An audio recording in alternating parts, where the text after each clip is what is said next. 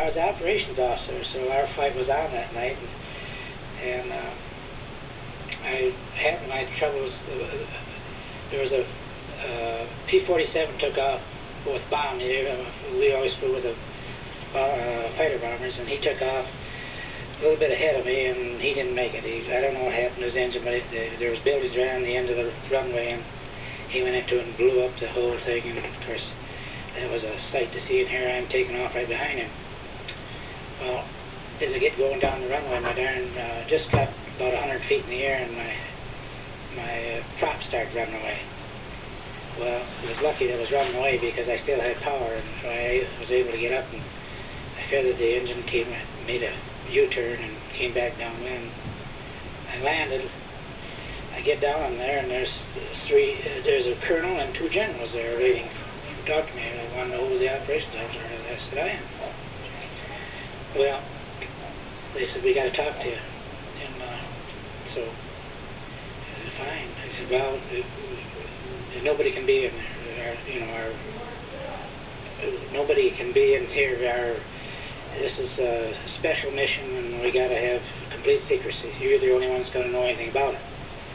So I sent all the GIs out of our ops office, which was a tent then, and they said they were having trouble getting. They wanted to get reconnaissance of the mountain area. They had been stagnated.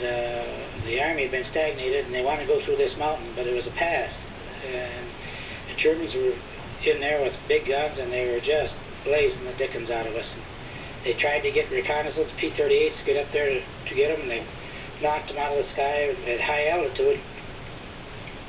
They tried to get the L-5s, that's a little Cub plane, to fly in there and get some reconnaissance, and they knocked them out. And he says, we got to have, they're ready to make a push, and they got to have this reconnaissance flight.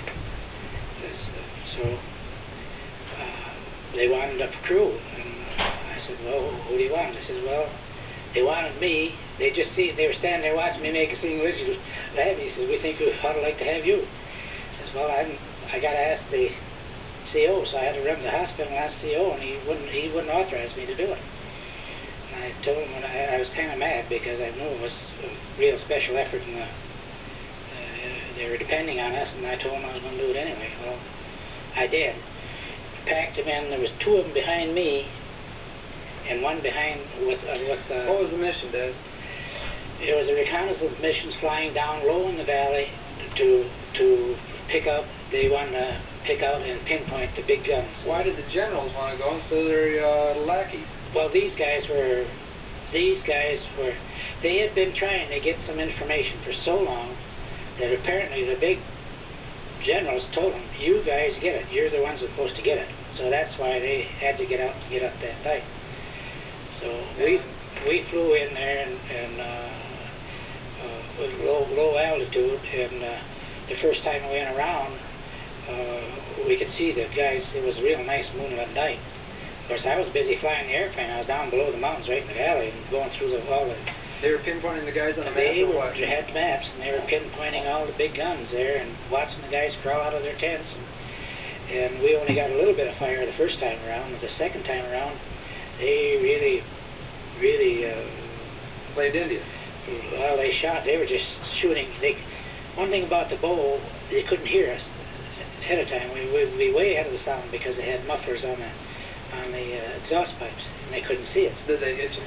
They did. We got a few shells, a few shots in, but not very many. You got out of there. You didn't go back a third time? The third time we went in there, and when we was going back the fourth time, and they were really waiting for us then, and they said, that's enough, let's go. So they didn't have to tell me twice. I peeled off with hope. We got some scrapes to stuff. Nothing serious.